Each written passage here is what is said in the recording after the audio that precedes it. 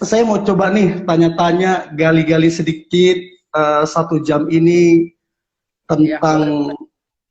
suka duka bro dalam melayani Tuhan, baik lewat sosmed ataupun lewat buku yang ditulis. Buku apa bro yang udah ditulis? Share dong biar teman-teman bisa tahu.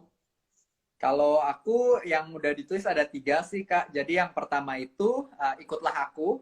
Jadi kalau Oke. buku yang pertama Ikutlah Aku ini kesaksian bercampur dengan pengajaran tentang arti ngikut Tuhan yang sesungguhnya. Terus kalau buku kedua judulnya True Love True Life, itu kesaksian saya. Jadi kehidupan sejati dimulai ketika kita menemukan cinta sejati. Nah, cinta sejatinya itu Tuhan Yesus kan. Jadi itu kesaksian saya, gimana saya bisa kenal Tuhan, dan awal mula saya ikut Tuhan. Nah, kalau buku ketiga itu judulnya My Dearest Friend. Jadi ingetin pada setiap dari kita, orang-orang Kristen, kalau kita punya sahabat yang sayang sama kita, bahkan ketika kita yang Hmm. nggak setia, dia tetap setia, namanya Tuhan Yesus. Itu sih ketiga buku Hmm. yang udah aku tulis sejauh ini.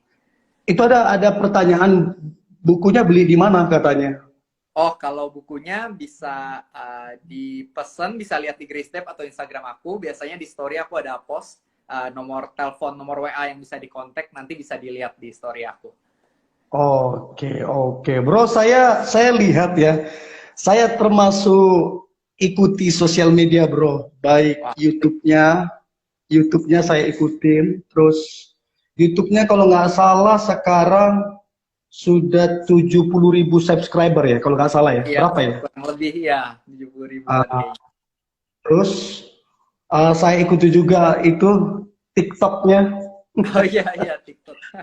TikToknya, terus saya ikuti juga Instagramnya sama Grace itu ya, Grace Div ya. Iya, iya, iya. Jadi saya ikutin dan saya lihat, wow, sangat-sangat berdampak dan begitu banyak diikutin orang, berarti orang rasakan satu satu satu nilai positif yang ngebangun kan. Nah, yang saya mau tanyakan ke Bro Revi, sudah berapa lama bermain sosmed dan motivasinya apa sih dari sosial media? Kalau aku sih mulai Instagram Rohani itu bisa dibilang mungkin sekarang udah hampir 4 tahun sih ya, Kak. Udah hampir 4 Oh tahun. ya.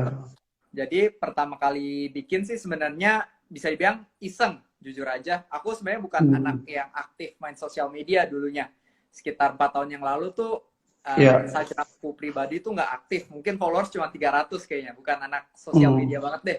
Setahun mungkin cuma post 3 kali. Tapi Hmm. aku emang suka lihat di Instagram, lihat di YouTube kayak motivator rohani, pendeta-pendeta yang sharing-sharing firman Tuhan, video-video Ya. singkat. Dan di sana jujur aku sangat suka ya, termotivasi, terberkati. Jadi waktu itu selagi masih kuliah, aku coba-coba bikin juga. Soalnya aku kan emang suka nonton khotbah, suka baca buku-buku rohani juga. Jadi apa ya, banyak banyak apa ya, banyak rema lah ya, banyak banyak hal-hal baru yang aku pelajarin, pengenalan baru tentang Tuhan. Jadi aku rasa kayak pengen coba nge-share aja. Awalnya nggak mikir Hmm. bakal jadi besar atau apa, cuman share aja, bikin setiap hari ya, bikin aja gitu iseng-iseng. Tapi ternyata ya Tuhan yang berkati ya, ditambahkan sedikit demi sedikit hingga hari ini sih. Gitu ceritanya. Hmm. Terus apa bro? Maksudnya motivasi bro untuk bermain sosial media dan kemudian mengembangkannya ke TikTok dan lain hal yang lain. Kalau misalnya kalau misalnya saat ini kan awalnya tadi kan kayak yang aku ceritain kan, awalnya sebenarnya kan nggak berpikir banyak ya, tapi setelah Tuhan Yesus terus mengembangkannya. Dan aku sebenarnya sebelum aku bikin sosial media tuh aku emang udah ada panggilan buat jadi seorang pendeta, cuman itu ceritanya lumayan panjang sih. Wow. Jadi Berarti mau, ya, berarti mau jadi pendeta ini ya? iya sih, kedepannya sih sebenarnya pengennya jadi pendeta ya. Cuman saat ini ya masih belum ada Okay, title-nya next lah. next. Tapi pekerjaannya kan Nah, mirip-mirip oke, juga ya. Jadi sebelum aku oke. bikin sosial media sebenarnya emang udah ada panggilannya. Tapi sebenarnya nggak kepikiran gimana caranya suatu hari nanti bisa menjadi seorang pembicara rohani. Tapi ya singkat cerita setelah bikin Grace Dep segala macam dikembangkan oleh Tuhan ya, aku percaya, maksudnya aku bekerja bagian aku, Tuhan yang berkati. Dan habis itu bisa dibilang tiba-tiba mulai ada orang yang ngundang aku khotbah segala macam sih. Jadi Oh, dari sosial media. wow. Nah, jadi ya di sana aku mulai sadar kalau ini mungkin salah satu sarana yang Tuhan gunakan buat membimbing aku ke panggilan Dia gitu. Jadi aku semakin sadar ini panggilan aku buat khotbah baik secara fisik maupun lewat sosial media, lewat apa aja. Jadi ya itu bisa dibilang motivasi aku buat terus lanjutin dan kembangin ya. Soalnya aku percaya ini beneran dari Tuhan. Soalnya Hmm. aku merasa apa ya, aku pengen jadi pendetanya, pengen jadi pengkhotbahnya itu bisa dibilang beneran dari Tuhan. Soalnya bukan dari aku yang tiba-tiba kayaknya pengen gitu loh. Tapi kayaknya emang panggilan sih. Jadi rasanya itu yang bikin aku termotivasi hingga hari ini sih. Wow, wow. Berarti umur 24 tahun, masih muda, keinginan untuk melayani Tuhan, dan keinginan melayani Tuhan jadi pendeta, tapi dimulai dari sekarang melayani Tuhan lewat sosial media. Nah, uh, Bro Revi, seberapa seberapa maksudnya begini, supaya teman-teman yang nonton ini mereka bisa tahu seberapa penting sosial media menurut Bro Revi. Kalau menurut aku sih sangat penting ya, mengingat amanat agung dari Tuhan kita, Tuhan Yesus kan katanya pergilah dan jadikanlah seluruh bangsa murid ya. Nah, Ya, kalau menurut aku nih sosial media alat yang sangat efektif ya. Kan mungkin aku ya. bisa contohin, misalnya ada gereja di Bekasi misalnya. Kalau misalnya ada gereja di Bekasi, bisa dibilang kan ya jemaatnya kurang lebih orang-orang di sekitar Bekasi dan mungkin ada sedikit-sedikit dari Jakarta atau Tangerang kan ya mungkin ya. Nah, tapi bisa dibilang gereja di Bekasi ini bisa berkati mainly adalah orang-orang di Bekasi itu. Tapi gereja ini akan kesulitan buat memberkati yang ada di mungkin luar kota atau bahkan luar negeri. Tapi sekarang karena ada sosial media, kayak pas aku lihat pun komen-komennya orang DM itu, ternyata orang-orang yang nonton bukan orang-orang Jakarta doang. Kan aku tinggal di Jakarta, ternyata bukan orang Jakarta doang. Tapi bisa ada orang-orang yang mungkin di Bandung, di Surabaya, Semarang, atau bahkan mungkin Malaysia, Singapura. Jadi ternyata sosial media itu bisa impact secara kuantitas itu jauh lebih luas dari yang pernah kita bayangkan Yes. gitu. Dan ya mungkin itu sih yang makanya menurutku sangat baik untuk digunakan. Berarti artinya kalau kita pakai sosial media, maka jangkauan kita itu bukan cuma satu kota, tapi satu bangsa, bahkan sampai ke ini ya, seluruh dunia ya. Bro Revi sampai pernah kemana itu? Maksudnya di luar Indonesia sampai kemana pernah sosial media Bro Revi itu berdampak, sampai di negara mana? Beberapa yang aku mungkin dapat orang DM itu biasa kan orang Indonesia yang mungkin ada yang di Jepang, di Australia, Oh Amerika, ya, jadi beberapa ya. negara lain. Meskipun mungkin nggak gitu banyak, tapi ada beberapa. Ada beberapa negara ya. Iya. Karena begini juga Bro Revi, kayak saya ya. Saya kan memang full time melayani kan. Full time melayani. Saya aktif sosial media ini kan baru 2 tahun. Nah, saya lihat efektifnya melayani ini ketika saya lihat saya terkoneksi dengan banyak orang yang pertama ya. Artinya saya nggak perlu keluar biaya tiket pesawat untuk ketemu. Iya. Tidak mesti siapkan waktu ketemu di mana, hari apa. Itu juga. Terus kemudian kita bisa jadi pelayanan bareng dengan gereja-gereja yang sebelumnya saya belum pernah ke gereja itu. Ada beberapa kota yang saya pergi, sebelumnya saya belum pernah pergi ke kota itu, tapi lewat sosial mereka, mereka undang sampai ke Sabah, Malaysia, dan ke KL. Jadi saya lihat sangat penting. Nah, kemudian Bro Revi, apa pandangan Bro Revi dan apa masukan Bro Revi untuk mereka yang gaptek dan cuek terhadap sosial media? Kalau menurut aku baiknya belajar sih ya. Ini biasa mungkin orang-orang yang generasi lebih tua kan ya, yang merasa kayaknya ya kan kayak aduh nggak deh itu buat anak muda aja atau gimana. Tapi menurut aku baiknya belajar sih ya. Soalnya kan anggapannya kalau misalnya kita pengen bertumbuh di zaman yang ada saat ini ya kita harus menggunakan apa yang mayoritas orang gunakan. Kalau nggak kan kita ketinggalan zaman, kita apa ya, relevansi kita pun jadi berkurang drastis ya menurut aku. Setuju, Jadi ya, setuju. jadi baiknya kalau menurut aku sih belajar lah, harus dipelajari meskipun mungkin awalnya bingung, tapi aku percaya ketika kita ada keinginan untuk belajar, pasti sedikit demi sedikit, mau kita udah setua apapun, pasti masih bisa mengerti gitu loh. Kalau kita mau, kalau Hmm. kita ada kemauan belajar. Tapi untuk mereka yang cuek gimana? Kasih kasih masukan dong untuk mereka yang Kalau cuek. Ah, kalau yang cuek ya, kalau menurut aku sih itu balik lagi ke seberapa kesadaran kita akan pentingnya panggilan Tuhan sih dalam hidup kita kan. Kan Tuhan udah bilang kita ini kan harus jadi garam dan terang kan, jadi berkat. Tuhan bilang apa gunanya terang kalau disembunyikan. Harusnya kan ya, terang itu kan kita taruh di tempat yang gelap supaya orang-orang yang dikuasai kegelapan ini bisa merasakan terang tersebut.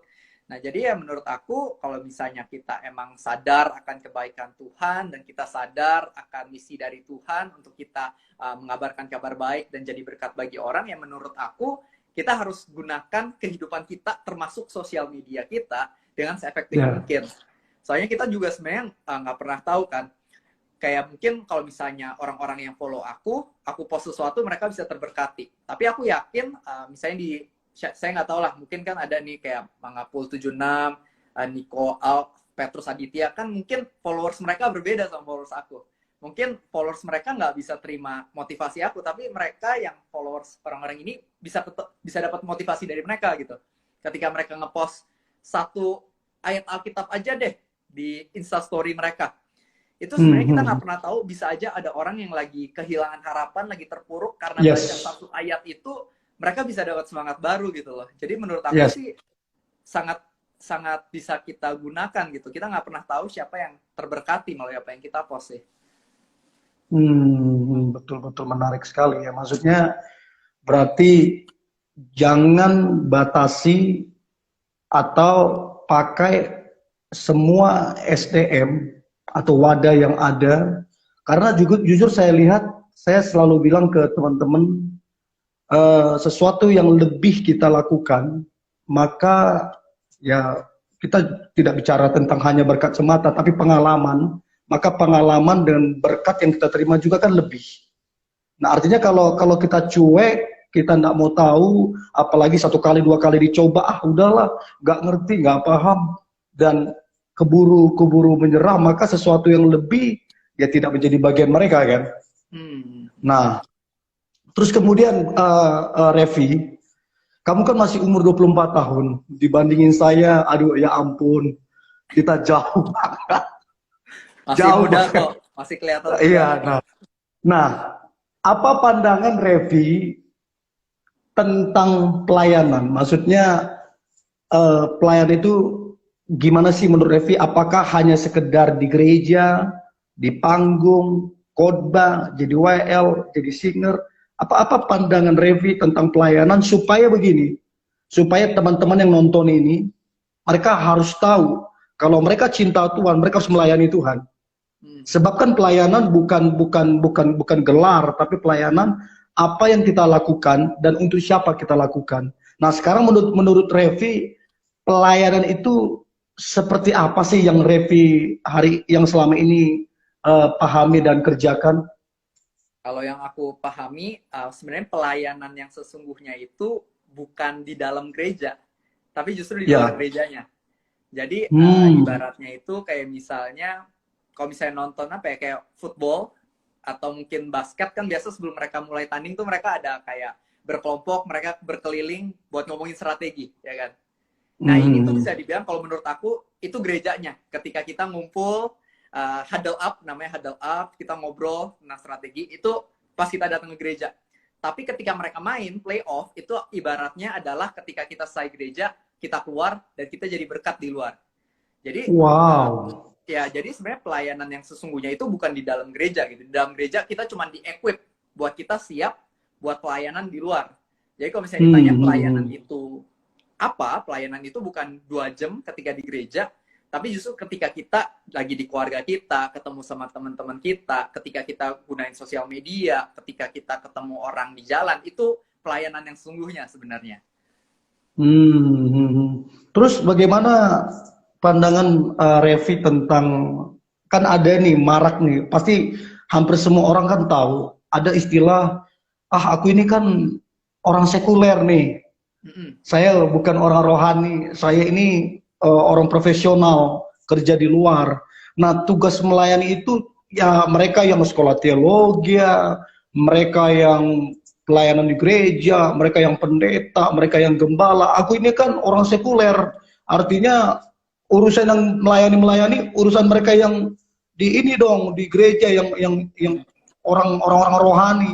Nah, gimana pandangan Revi untuk mematahkan statement bahwa bahwa orang sekuler bukan untuk melayani, tapi orang yang di dalam gereja untuk melayani? Kita harus paling awal kita harus ngerti dulu kalau kita ditempatkan di sebuah tempat atau sebuah pekerjaan, aku percaya nggak pernah secara kebetulan gitu. Kalau misalnya Tuhan tempatin seseorang di misalnya di sebuah kantor, ya aku percaya Ya. Tuhan letakin orang itu buat jadi berkat di kantor itu. Kan soalnya mungkin aja di kantor-kantor itu banyak orang yang belum kenal Tuhan dan mereka nggak akan datang ke gereja gitu. Nah, ini adalah tugas-tugas dari para karyawan atau bos yang di kantor ini untuk membimbing mereka, untuk memperkenalkan tentang juru selamat kita gitu, berbuat baik kepada mereka supaya mereka sedikit demi sedikit bisa melihat karakter Kristus melalui kehidupan mereka gitu. Kan mungkin pendeta kan bisa dibilang ya rananya kan di sekeliling gereja ya, kan soalnya sehari-hari ya bekerja nih gereja.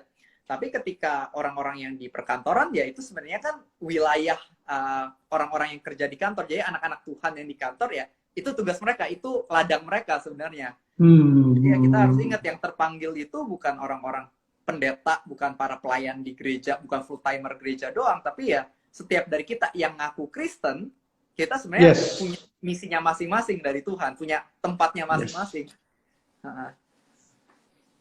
Jadi kita harus tahu inilah ya status kita ya. Artinya kita dipanggil untuk menjadi garam dan jadi terang kan. Dan menarik ya, artinya seorang Revi umur 24 tahun menjabarkan definisi pelayanan. Saya pikir Revi pasti belajar, artinya belajar, kemudian merenungkan dan punya pengalaman dengan Tuhan. Ada enggak Revi punya pengalaman tertentu dengan Tuhan sehingga Revi bisa seperti Revi sekarang ini? Mungkin aku cerita awal aku terpanggil lah ya. Aku ceritain sedikit. Boleh. Mungkin agak panjang, tapi 5 menit nggak apa-apa ya, Kak? Boleh. Ya.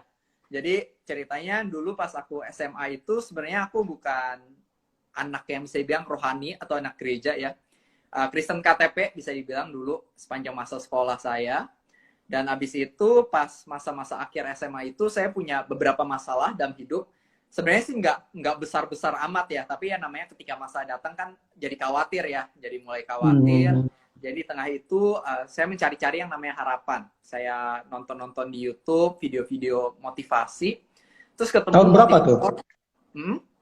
Tahun berapa? Tahun 2014 awal berarti. Oke, terus. Ya. Jadi habis itu saya nonton video-video motivasi, ketemu sama motivator namanya Nick Vujicic.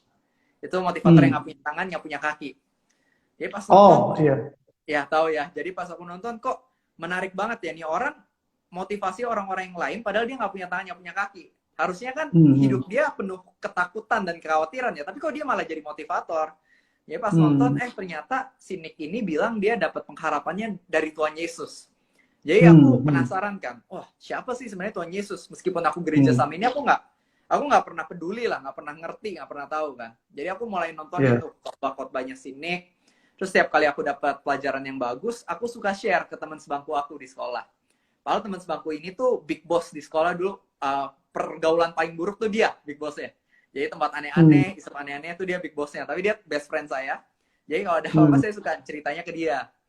Nah, habis itu nggak lama kemudian ujian agama di sekolah saya disuruh bikin liturgi ibadah. Nah, habis itu disuruh bikin liturgi ibadah, satu kelompok isinya ada 10 orang.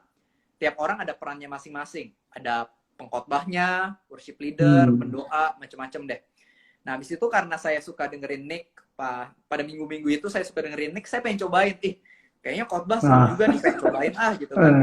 Nah, tapi ternyata teman-teman saya di kelompok saya, para perempuan bilang, oh ada khotbah nih, Randy aja, Randy gitu. Jadi ada teman saya yang lain, namanya Randy, ini benar anak gereja, anak teladan, anak rajin di sekolah lah. Jadi pas pada bilang Randy aja nih cocok khotbah dia gitu kan. Ya aku merasa bener juga, daripada aku mending si Randy ini, soalnya kan aku juga pergaulannya masih kurang baik lah ya dulu zaman sekolah kan. Ya mending Randy aja. Tapi habis itu guru agamanya bilang, ini nggak bisa pilih sendiri perannya, harus diundi. Nah, jadi si Randy sama cewek-cewek mereka maju, ambil undian, dan nggak ada yang dapat khotbah. Kertas undian tinggal sisa 3 tuh waktu itu, tinggal sisa 3. Jadi saya, teman sebangku saya, satu lagi, kita maju ke depan, masing-masing ambil 1. Dan yang lucunya, beneran saya yang dapat khotbah. Saya kaget loh. Saya beneran dapat khotbah. Teman sebangku saya langsung heboh, gila Ref, lu dapat khotbah, nggak bohong, gue suka dengerin cerita lu bagus-bagus. Bro, lu kalau misalnya beneran khotbah, lu suatu hari nanti kalau lu jadi pendeta, lu harus bawa gue ke jalan benar, dia bilang kayak gitu kan. Jadi tiba-tiba teman saya bilang gitu. Jadi ya pas pulang, jadi aku lumayan kaget kan. Aku lumayan bertanya-tanya, Tuhan, apakah emang ada sesuatu nih, jangan-jangan beneran dari Tuhan gitu kan. Jadi saya berdoa aja, Tuhan kalau emang ini dari Tuhan, ya Tuhan tolong pimpin deh gitu. Terus pas saya doa, tiba-tiba saya nangis. Terus nangisnya nggak yang satu tetes kecil kayak drama Korea gitu, kayak banjir gitu. Nah, saya bingung.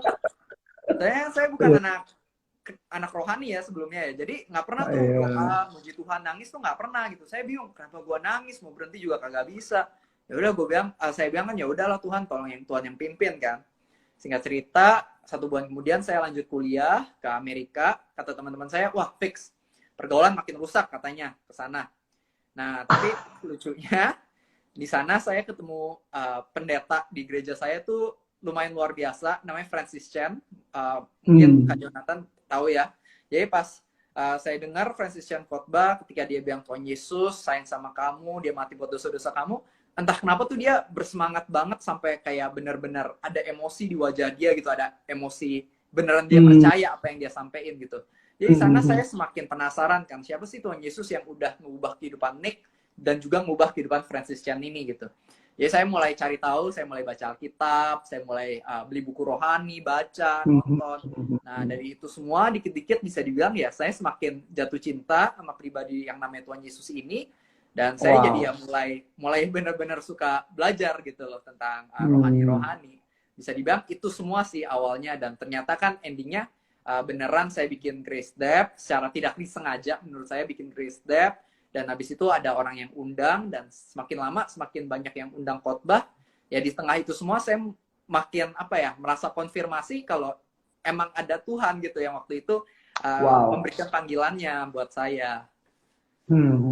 Terus dari keluarga, orang tua dapat dukungan dengan apa yang Revi lakukan sekarang? Untuk awal-awal sih sebenarnya sangat tidak mendukung ya. Apalagi saya nggak balik modal kan. Ya. Terus sekarang apa yang akhirnya orang tua jadi balik ngedukung? Maksudnya apa yang mereka lihat? Sebenarnya sih kalau mama saya lebih yang kayak ya udah kalau emang Tuhan yang pengen nggak apa-apa. Cuman kan papa kan ya sebagai kepala rumah, papa lah ya, namanya juga papa kan lebih mikirin kayak kamu gimana cari uang gitu-gitu loh. Jadi ya sebenarnya setelah papa mulai melihat ada hasilnya, kan anggapannya buahnya kelihatan lah ya kan. Maksudnya saya nulis buku segala macam, dapat kesempatan buat khotbah juga. Maksudnya ya puji Tuhan di gereja saya GBI Gilgal pun Pastor Juan memberikan kesempatan-kesempatan yang menurut saya lumayan luar biasa gitu. Ya di tengah itu semua ya papa saya mulai lihat apa yang saya kerjakan itu beneran bisa dibilang berhasil lah ya di mata papa saya gitu loh. Jadi ketika papa saya mulai melihat itu ya papa saya mulai kayak mendukung gitu sih. Terus apa pandangan Revi berapa bersaudara? Apa pandangan saudara-saudaranya Revi?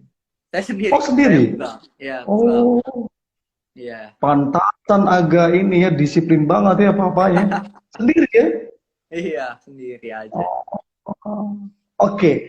Nah, Revi kan pelayananmu di sosial media kan sangat-sangat istilahnya punya pengaruh dan berdampak nih. Nah, maksudnya saya begini, pernah nggak dapat tantangan dibully, diejek, bahkan di DM, di WA, di Messenger oleh orang-orang di sosial media? Setiap hari. Setiap Oh, hari. Setiap hari. Jadi, tiap hari. tapi kalau misalnya aku sih sebenarnya rahasianya sih, yang pertama nggak usah dibaca sih, menurut aku ya komentar. Oh, Kalau misalnya dibaca pun nggak usah iya. dipeduliin sih menurut aku. Soalnya ya mau kita pekerjaannya apapun, mau itu koki kayak, mau itu YouTuber, komedi, mau apapun itu pasti ada hater sih ya menurut aku ya. Jadi kalau ada Hmm, yang komen negatif ya nggak usah terlalu dipeduliin ya. Kecuali emang mereka memberikan saran yang dengan tujuan membangun ya mungkin itu kita bisa tampung ya, kita bisa pertimbangkan. Tapi kalau misalnya emang hate comments ya udahlah, mau gimana, namanya juga di dunia kan. berarti udah makanan hari-hari lah ya, Iya. dibully, diejek. Pernah nggak sampai difitnah, difitnah? Difitnah saya rasa belum pernah ya, atau mungkin pernah saya nggak tahu juga ya, tapi saya rasa saya nggak merasa pernah difitnah ya sejauh ini sih. Terus Bro Revi, kan kamu nih muda nih, terus eh, berdampak nih di sosial media, terus cakep juga. Sorry nih saya tanyakan, ada nggak cewek sampai ngejar-ngejar kamu tuh karena eh, pengaruhmu di sosial media, terus dari penampilan kamu? Mungkin nggak, saya sih rasa enggak lah ya kalau ngejar-ngejar ya, tapi ya mungkin Pernah sampai dikejar di mana begitu, di DM, di ini oh dengan ya orang yang mungkin sama? mungkin ada yang kadang-kadang suka suka DM I love you kayak gitu sih. Iya, iya. Serius? Iya, nggak banyak lah tapi ya, nggak banyak lah tapi ada. Oh wow. Biasa Terus sih saya balasnya love you sih. bayangin ya, gila ya. Terus Bro Revi, dari sosial media ketika kamu follow up mereka, ada nggak sampai sekarang kamu ini jadi semacam follow up mereka, arahkan mereka, istilahnya berkelanjutan sampai hari ini? Kalau aku sih sebenarnya kalau misalnya ada yang DM, aku usahakan buat bales sebisa aku, meskipun mungkin nggak bisa bales semuanya ya. Aku usahain mungkin sehari sekali atau 2 hari sekali buat buka DM ya, mungkin sekitar setengah jam ya. Nah, aku balesin apa yang bisa aku Oh, baca bro ya. balasin, bro balasin. Iya, aku biasa balesin. Tapi ya sekarang, tapi ya jujur aja kan nggak mungkin bisa semuanya. Sekarang aja jujur aja udah ada admin yang bantuin aku kan. Soalnya kan ada Grace Depp, ada WA Grace Depp. Jadi ada Instagram Grace Depp, ada WA Grace Depp, sama ada apps. Nah ini puji Tuhan udah ada admin yang bantuin buat balesin. Tapi kan kalau Instagram pribadi kan nggak ada yang megang, cuma saya. Jadi ya kalau misalnya ada orang DM ya yang tadi aku cerita, mungkin sehari sekali atau 2 hari sekali ya aku ada sempetin mungkin sekitar setengah jam buat bales sebisa aku sih. Tapi ya mungkin Hmm. kalau misalnya kayak berlangsung chat terus kayak teman gitu sulit sih. Jadi ya itu sejauh ini nggak Hmm. bisa aku lakukan ya, soalnya kan keterbatasan waktu gara-gara secara kuantitas lumayan banyak juga.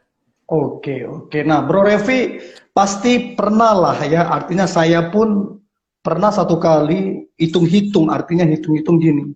Instagram, eh, Facebook, YouTube, terus kemudian ada TikTok lagi. Saya pernah hitung-hitung, bukan followersnya saya hitung, tapi eh, pesan yang masuk ke saya itu satu hari dari semua sosial media itu bisa ratusan. Nah, kalau Revi sampai ndak, maksudnya sampai ribuan ndak yang masuk pesan, yang masuknya dalam waktu sehari, 2 hari, 3 hari, atau seminggu begitu?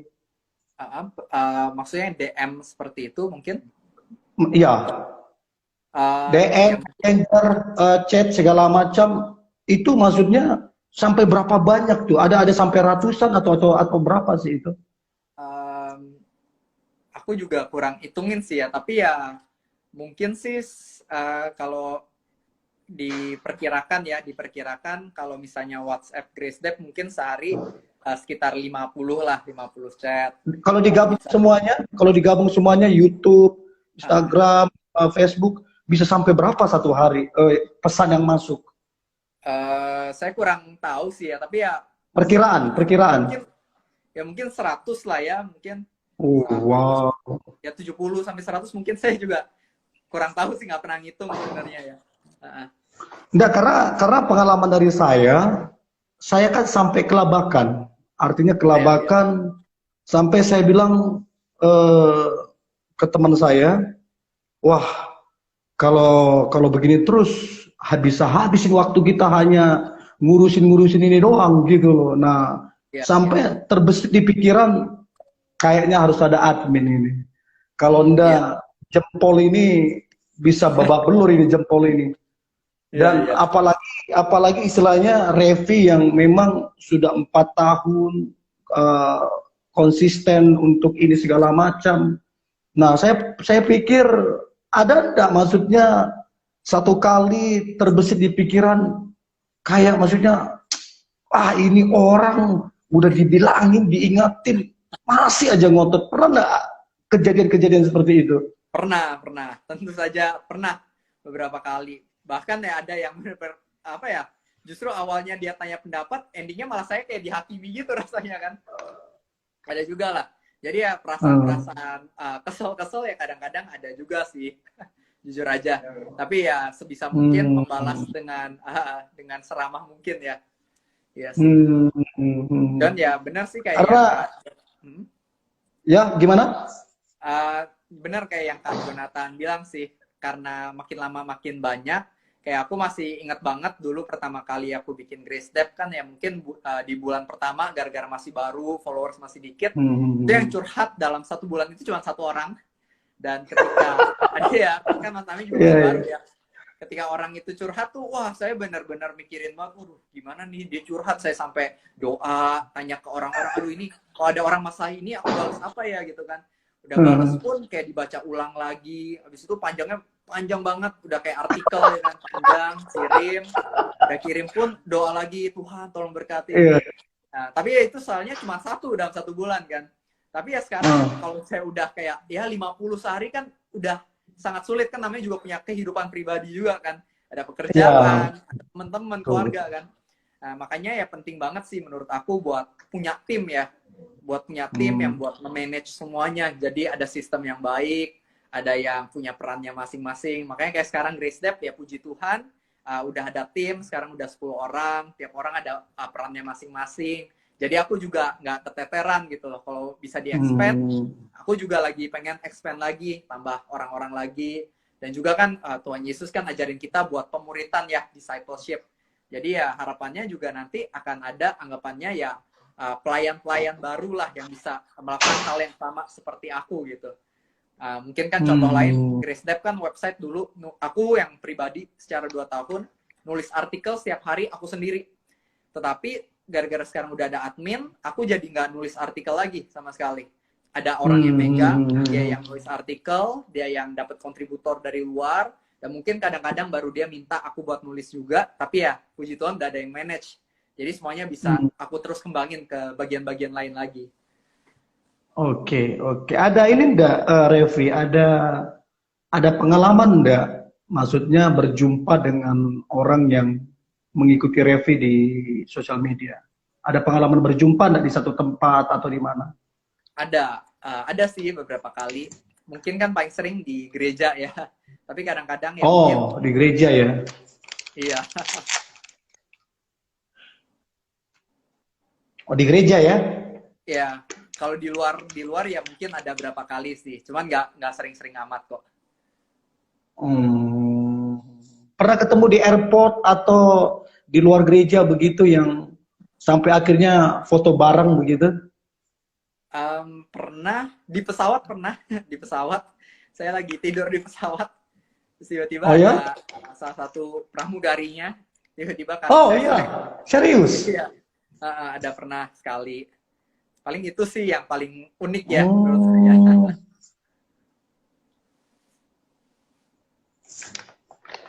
Oh, Oke, sorry, ini kayaknya signalku agak sedikit trouble ya. Iya. Ah, Halo, halo? halo, Apakah? bro. Halo? Oke ya. Oke.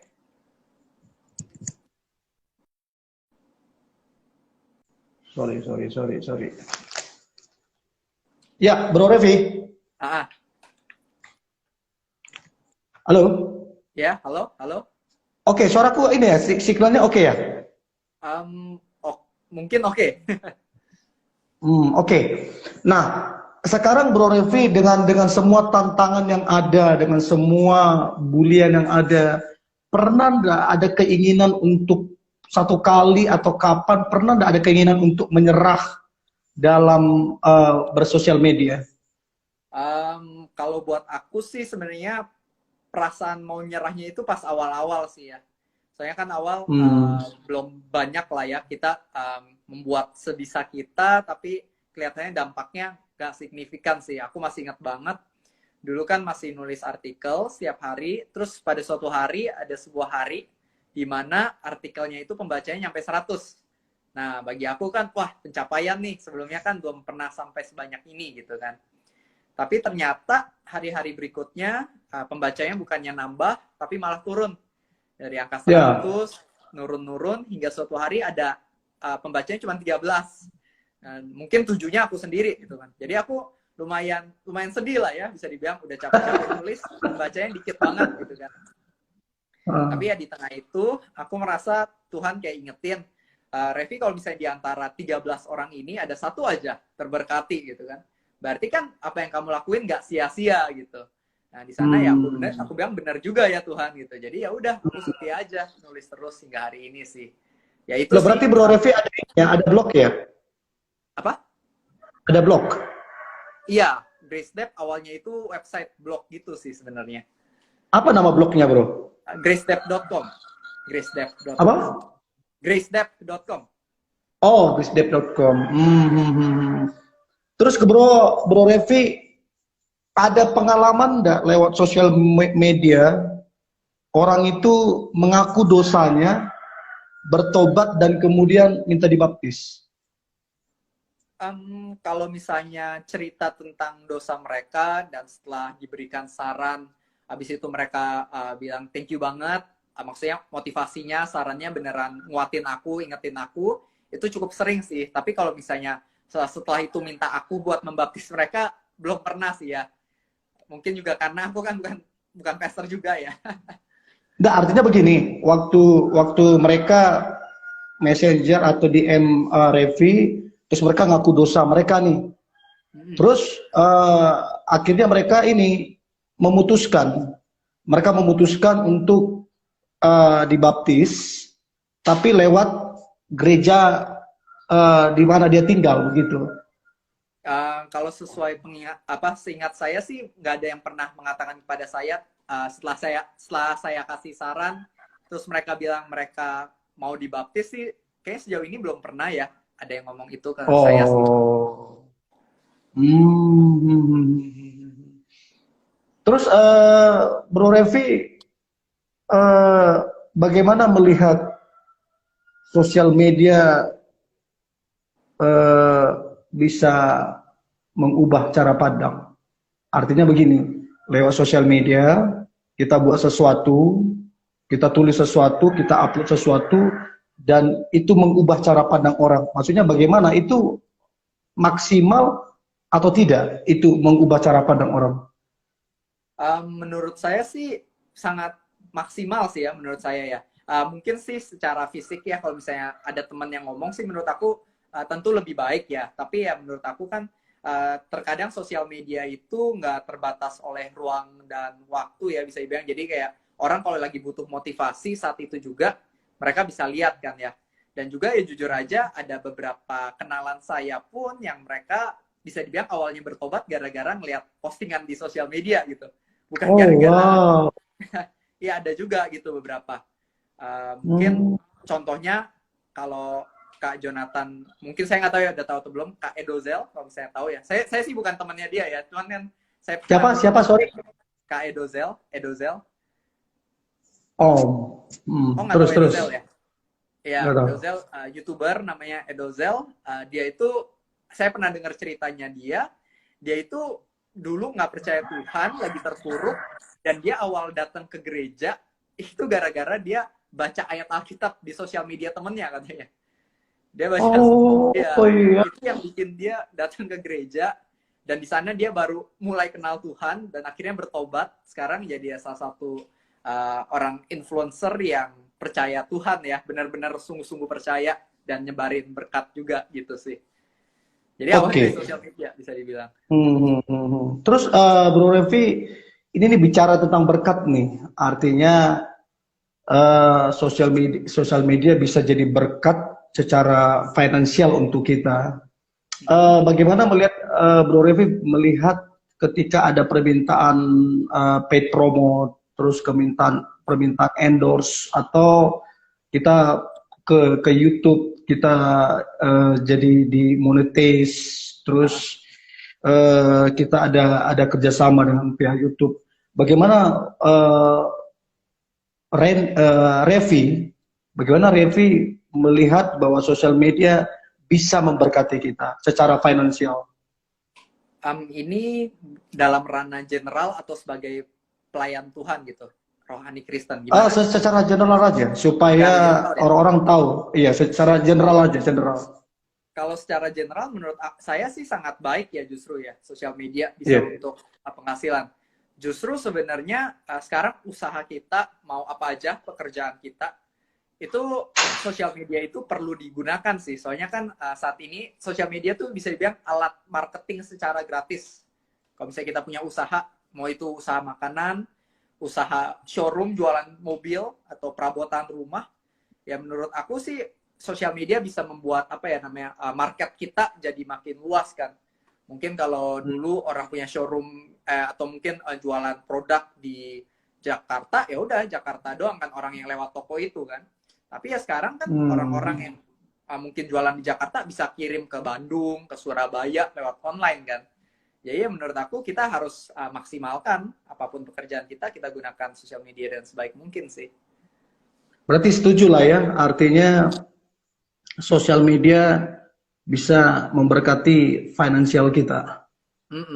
Iya. Sangat-sangat bisa dan itu sangat penting. Iya.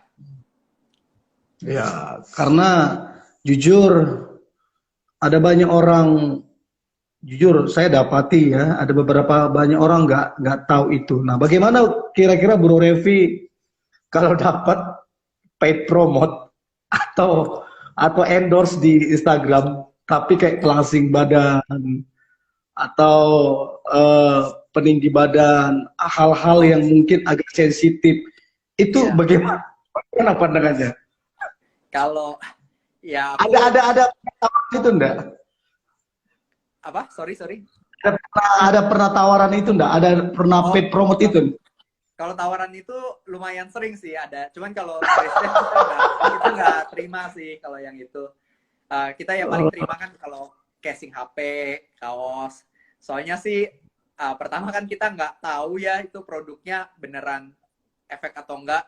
Jadi saya merasa baiknya kalau di Grestep sih kita nggak terima sih ya. Tapi yang nggak tahu ya mungkin produknya emang berkualitas, saya juga nggak tahu ya. Saya nggak bisa ngomongin.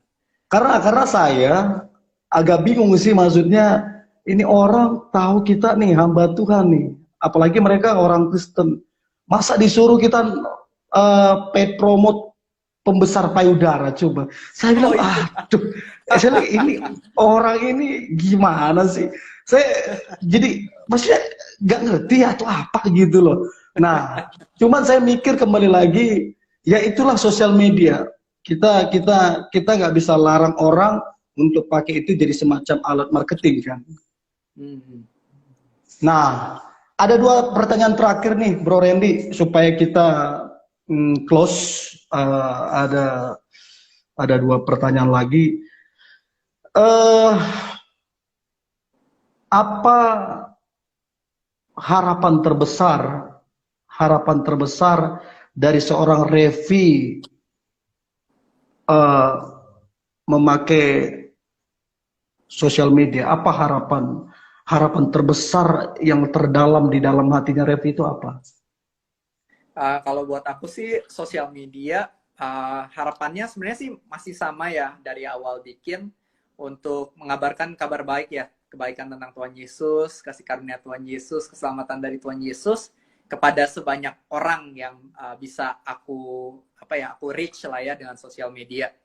Jadi ya mungkin harapannya ya semakin lama Grace Dep bisa memiliki impact yang semakin besar buat khususnya generasi muda sih ya, bagi generasi muda di Indonesia sih.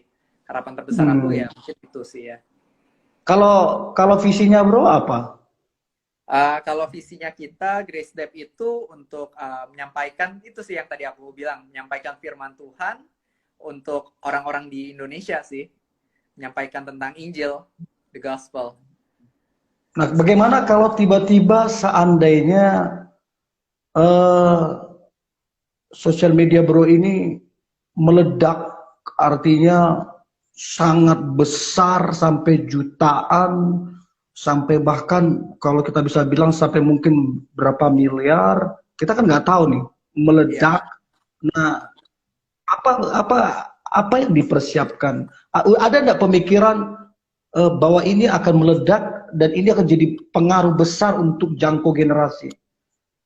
Kalau buat aku sih, aku percaya bakal jadi sesuatu yang makin besar. Aku percaya suatu hari nanti bakal meledak ke angka, ke impact yang aku nggak pernah bayangkan. Kalau misalnya ditanya apa yang harus dipersiapkan, menurut aku sistem yang baik ya, supaya nggak keteteran. Sistem yang baik, oke. Ya, sistem yang baik. Kedua adalah orang-orang yang mau mendukung pelayanan ini. Soalnya kan nggak mungkin aku bisa jalanin ini sendirian kan. Kan if you want to go far, you have to go together gitu kan. Makanya aku mulai saat ini membangun tim, orang-orang yang mau membantu. Dan juga ketiga, ini menurut aku yang paling penting sih ya. Ketiga ini adalah mempersiapkan hati sih. Soalnya, ya jadi ini sebenarnya yang paling berbahaya ya menurut aku, semakin tinggi followers atau mungkin Instagram atau sosial media ini bertumbuh, bisa dibilang alasan kita buat jadi sombong tuh makin tinggi sebenarnya. Oh ya gitu. Iya kan, maksudnya semakin anggapannya mungkin kalau misalnya seorang pengusaha penghasilannya 10 juta sama seorang pengusaha yang penghasilannya misalnya 1 miliar gitu. Kan biasanya godaan untuk menjadi sombong adalah ketika dia udah semakin tinggi, godaannya kan semakin besar kan. Apa ya pepatahnya itu? Semakin tinggi anginnya semakin kencang, ya kan? Yes. Dan semakin tinggi pohonnya, anginnya semakin kencang. Iya. Nah, jadi ini menurut aku salah satu hal yang terpenting sih ya buat dipersiapkan. Apa tadi 3 hal tadi? Sorry, biar kita tahu 3 hal tadi. Yang pertama sistem yang baik. Sistem, ya. Ya, yang kedua adalah tim yang baik. Ya. Ya, yang ketiga adalah hati yang baik ya. Hati yang baik. Ya, ini yang ketiga ini yang menurut aku yang paling penting sih ya. Makanya penting selagi kita terus bikin konten juga buat deketin diri sama Tuhan. Jangan sampai terlalu sibuk pelayanan, urus sosial media, urus Grace Dep, tapi lupa buat terkoneksi sama Tuhannya. Karena ini jujur aja banyak hamba Tuhan kan yang maksudnya ini kan bukan menghakimi siapa-siapa, tapi lewat berita secara fakta kan banyak juga yang jatuh ketika mereka udah tinggi di pelayanan. Jatuh. Nah, menurut aku ya sama halnya di dalam sosial media. Makanya penting buat jaga hati, buat selalu terkoneksi sama Tuhan sih. Jangan sampai pencapaian kita malah digunakan oleh si iblis buat menjatuhkan kita. Setuju.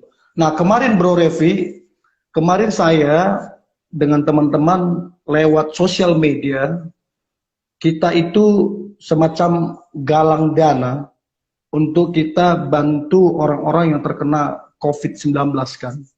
Nah, yang menjadi pertanyaan saya sebelum kita close, yang menjadi pertanyaan saya adalah ada enggak dari Grace Deep ini atau dari Revi sendiri lewat sosial media sangat berdampak untuk kegiatan sosial, artinya ngebantu orang? Kalau Grace Dep sebenarnya baru beberapa bulan yang lalu sih kita ada bikin sebuah tim sebuah bagian baru ya namanya Grace Care. Itu emang khusus buat gerakan sosial. Jadi pas kemarin COVID-19 pun kita ada galang dana juga dan kita juga ada gitu. ya ada juga kita menggalang dana, ya puji Tuhan ada lumayan lah yang nyumbang juga, dan kita udah menyalurkannya Dan itu ke tenaga. pure dari sosial media. Iya, itu kita lewat sosial media, galang dananya lewat sosial media, ya lewat galang dana lewat sosial media, tapi ya tindakannya ya kita beneran ngirim barang secara fisik lah ya, bisa dibilang. Oh wow, wow, wow, Ya, wow, wow, wow. ya harapannya Berarti sih ke setelah depan, COVID-19. berarti ke depan ada visi dong ke depan untuk lewat sosial media ini untuk berkegiatan sosial. Iya, kalau saya sih secara pribadi berharap ya gerakan sosial yang udah dibikin ini, tim sosial ini di Krisdep ini bisa beneran jalan sih buat next-nextnya setelah COVID-19 buat lakuin hal-hal lain lagi sih. Iya. Oke, oke, oke. Nah, ini yang terakhir nih, Bro Randy, pertanyaan terakhir. Baru setelah itu kita ini close karena sisa 5 menit. Takutnya mati sendiri, close-nya kurang oke. Nah, Iya. apa pesan? Nah kan Bro Randy lewat sosial media melayani Tuhan. Lewat sosial media lakukan kegiatan sosial. Lewat sosial media hasilkan karya, terus memuliakan nama Tuhan. Nah, apa pesan Bro Revi untuk mereka yang melakukan kegiatan, mereka yang aktif di sosial media? Apa pesan Bro Revi dengan semua yang Bro Revi itu sudah lakukan? Apa pesan Bro Revi untuk mereka? Pesan aku gunakan sosial media dengan bijak sih ya. Soalnya kan sosial media itu menurut aku tuh kayak pedang, bukan pedang lah, pisau lah ya, kayak pisau.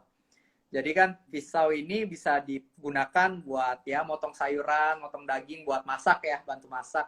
Tapi pisau yang sama bisa digunakan buat nusuk orang juga, buat membunuh gitu kan. Nah, ini sama sih kayak sosial media ya. Sosial media bisa digunakan untuk sesuatu yang baik atau yang buruk.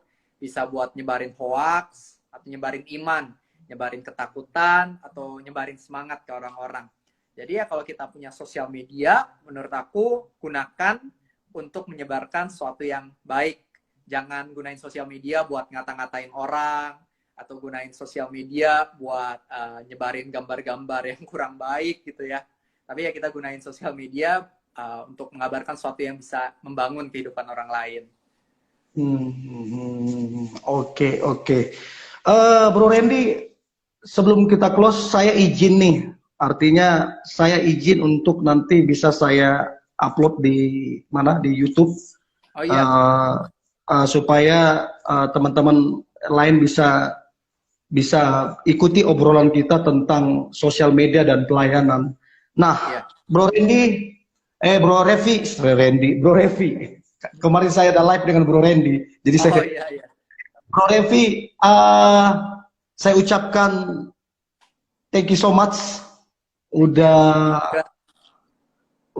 mau join. Jujur saya sangat terinspirasi dari masa mudanya Bro Revi, dari pelayanan Bro Revi, dari sosial Bro Revi. Doa saya sebagai teman, sebagai hamba Tuhan, semakin bersinar, semakin berdampak, dan semakin berkarya, dan berdoa one day kita bisa ketemu, bisa ngobrol bareng, karena saya juga sering pelayanan ke Jakarta, dan keep contact ya. Siap. Thank you juga. Thank you so much. Thank you, Bro Randy. Ya, Tuhan berkati ya. Tuhan berkati, God bless.